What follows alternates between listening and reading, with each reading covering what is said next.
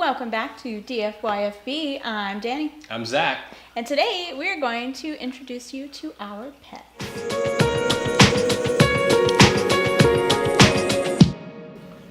So, Zach and I both are exclusively cat people at this point. Me personally, dogs are just a lot. They're a handful. So I've kind of always been more of a cats for pets preference because they're cleaner. You don't have to take them outside in the freezing ass cold. That's true. And you just show them a box with sand in it and they go, hey, this looks like a great place to potty. So no training required on that front. Yeah, especially, dogs having to scoop the poop, or those people that just don't, so their backyard's just a minefield of dog waste. I love dogs, though. I love dogs. In fact, I think that if we didn't travel so much, we probably would have a dog, because we have a big enough backyard for one, so it wouldn't just be cramped up in the house all day. But it is a lot of work, and the traveling part's probably the biggest one. Yeah. I don't want to board the dogs up or Yeah, anything like that. Yeah. I think we will probably eventually get a dog because Cameron really loves dogs. But what kind of dog do you think Cameron would want to get? I don't know. Big dog, small dog? He growing up, he had his family had two Norwegian Ridgebacks, which were really cool. They're pretty big dogs. Yeah. Not like super huge, but they're not really quite medium either. They were really sweet. We dated in high school and then had a long period in between there. But so I got to meet those dogs. I would love to have probably a husky. I grew up with a black lab, best dog I ever had. Probably would like to go that route, but it's funny. We were puppies together. In the terms of, like, I came over when I was 2, and Katie was her name, was probably 1 at the most. She was just a puppy. So, I mean, there's tons of pictures of us wrestling on the floor, little Zach and little Katie. She's biting me and I'm biting her, that sort of thing. It's really, I don't know, she's a great dog. She lived till I was 18.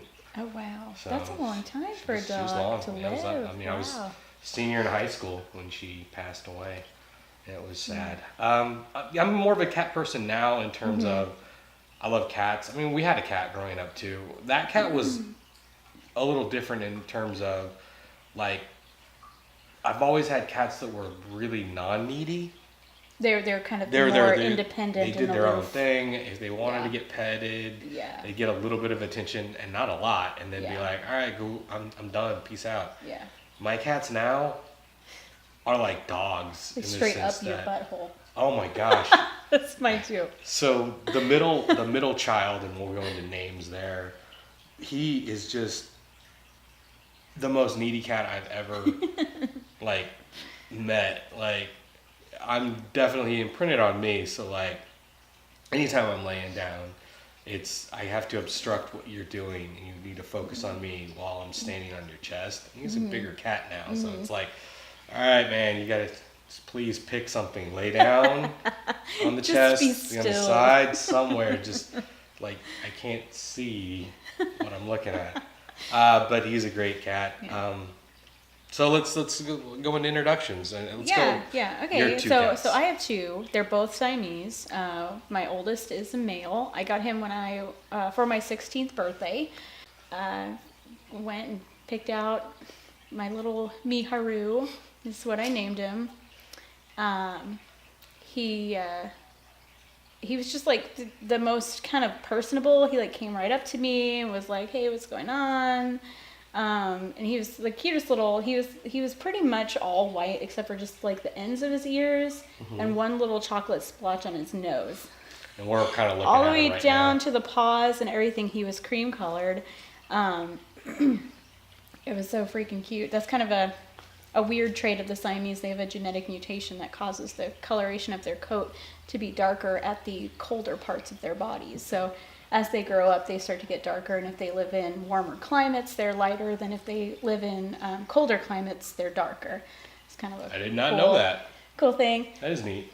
And so when I was 16, the reason I named him Miharu was it's Japanese for clear blue sky. When his eyes are blue, they're like a light, kind of almost like a husky blue. Yeah. And they're real pretty. I was just super into Japan at the time, anime and all that stuff. So that happened. Now, we took him to the vet and everything, and he actually, on the little snap test that they do for feline leukemia, had tested positive. And so they had to do like a further test, like blood test. And so I spent a whole week like crying with this kitten in my room, thinking he was gonna, if he tested positive, they were gonna want to put him down because they don't live very long, or they potentially cannot live very long. It's a lot more manageable now, but I was just like, oh, I don't want to lose my kitten, and I just got it, and but then it turned out he was fine, totally negative for FeLu, any of that stuff. So that's great. But that week, because I had to keep him in my bedroom because we had another cat in the house at the time, kind of helped the bonding process a little more. I can see that. Yeah, he slept in my bed. He would like curl up in this little tiny ball right at the crook of my shoulder when I was going to sleep. But there was one time that I actually like punted him off the bed because he had curled up, was snoozing, and I was just about to go to sleep. And as a lot of people know, kittens sleep for like 15 minutes before they're ready to tear stuff up again. And so he started like waking up and like trying to play in my hair, and he bit the bejesus out of my neck. And I went, ah! He like flew off the bed, and he didn't bite my neck again, but he's very, very snuggly, very vocal, as most Siamese are. Do they sing you songs? They do. They come out here if they're bored, and they will sing the song of their people. It's not the "We Are Siamese." No, it's more like a yowling into the void. That's funny. Just looking for any type of attention. Yeah. So when we went to California, we drove. When I came back from California, because I came back by myself, I actually flew. And so he's been on an airplane, and I think I freaked out a lot of people on the airplane because I didn't give him medicine, no Benadryl, no nothing, because he's a really chill cat. So I just put him in the carrier and put him under the seat, and he was hanging out in there. And it wasn't until like getting off the plane that I pulled out the carrier, and the people that were sitting around me going, "Is that a cat in there? You have a cat?" And I'm like, "Yeah, cat, yeah, what?" And they were like, "Is he drugged or anything?" I'm like, "Nope." I guess these people fly often, and so they've never in their life seen a cat on a plane that wasn't drugged in some fashion as well, and who was just sitting in the carrier like whatever. Yeah, my ears are popping, but whatever. He didn't make a peep. And I think that was another thing, is because probably usually, dogs and cats, even if they're calm in the carrier, they sometimes whine or make noise. Sure. He didn't make a single sound, not a peep. And so I think that people were like, "Oh, had no idea you had this animal." Yeah, no doubt. So weirded out. So your oldest cat, when did you get your oldest cat? Gosh, you like know the date and everything. I'm really grasping at straws. Mine was a special birthday present. That's a little different. Yeah, the cat that our oldest, and we'll go through names in a minute, she was purchased for Becky's birthday, or at least found by a friend of ours in Texas, in Denton, I think. And it was a breeder of Russian blues. Russian blues are generally considered, they're not hypoallergenic, like, let's say, a hairless cat, but they're more so than any other breeds. And right. I know my wife is a little allergic to cats, so we got her, and she's a Russian blue. And unfortunately, I think some really bad stuff happened to her as a kitten, because we got her when she was really young. The most skittish cat you've ever met in your entire life. She's pretty skittish. She just does her own thing. Now with Becky, because Becky put in the time. She put in the time. She's got the bond. We got her back from Denton. We picked her up, and paid for her, and then like she stayed underneath a dresser, you know, for a week, and like, you know, I'd come in every day just to make sure she ate. She didn't. Went to the bathroom. Finally, she did. But she's always been that way. She won't. If you try to go to pet her, she'll run away. You can't pick her up. I mean, nothing. So it was kind of like we had a cat, but we didn't have a cat. It's like or at least I didn't have a cat. Becky had a cat, and to this day, I mean, she's. God, how old is she now? I'm really having to think. It feels like it's like she's 5 or so, if not a little older. Yeah. But she just stays out of the way. Yeah. You know, and you don't really notice her. How did you decide on the name, or did you have? So we wanted to name our cat something unique, not just run of the mill. Yeah. Like, oh, that's Kevin. Oh, it's fun. It's Sarah the cat. Yeah. Socks. And there's nothing wrong with that. You Yeah. do you when it comes to your animals. Just wanted something non-cat name like. Yeah, and punny. And funny. And so all of our cats are basically punny, maybe in a nerdy way.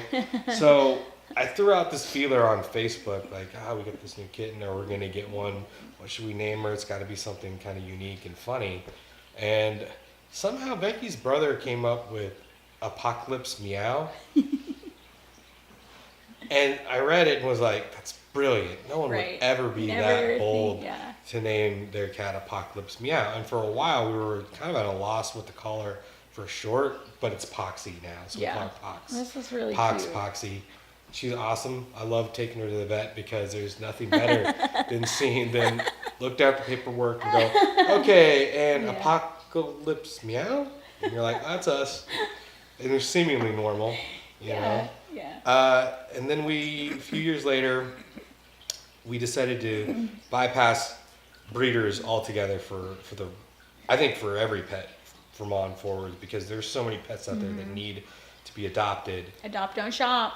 And we found this little guy named, I don't remember what his name was before, but this little Russian blue that the adoption fee was like $50. Yeah, it's crazy how many pure breeds you could find just at your local shelter or organization. And he's technically half. He's half Russian blue, half Scottish Fold. Oh, really? Like, we didn't get the Scottish Fold ones because they had this Russian blue that had the folded, it looked like a Russian blue, but it had the Scottish Fold ears. Those were adopted before we got to the doctor. And there was 2 left in the litter. There was him and his brother, and he was the less, friendly of the 2. Because the other one was so just hyper. With, extra. Yeah, so we were like, maybe it would be better to go with the one that wasn't so. Well, especially given Poxy is a little bit more of a reserved cat, that probably made a lot more sense for your house. Yeah, it didn't work. This cat is the king of that house. He's a sweet guy. He definitely is one of those though. Come up to you. That he's really sweet until he's done, and then he's not sweet at all. Yeah. You're petting him. He's like, I like this.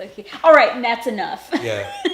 So you have to kind of 1 second longer, you would have lost an arm. Yeah. But he imprinted on me, so he follows me around a lot, and we have this huge beanbag chair, memory foam chair. And when I lay on it, he'll be like, boom, jump on me, because that's theirs now. So when I'm not in it, it's pretty much one of the cats giant are in cat this. Bed. Yeah, you think of it as a giant cat bed. It's like a beanbag chair on steroids. Yeah. It's huge.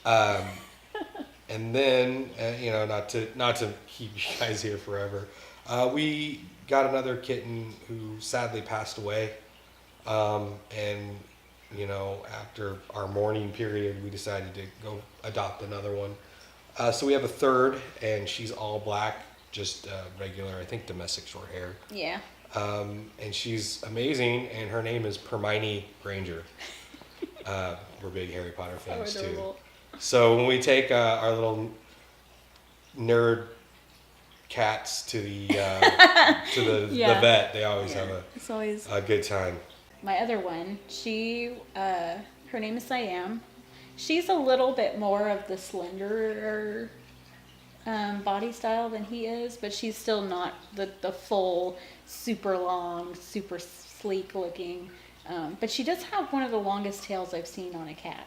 I think she definitely has like 1 or 2 extra vertebrae. It's a very long tail. Like when she walks and it's laying, just down, she actually has to curl the tip up so that it doesn't drag on the ground. So she always walks with her little tail curled up under a little bit. But yeah, so Siam, story of her, let's see, I guess it would be almost 7 years ago now.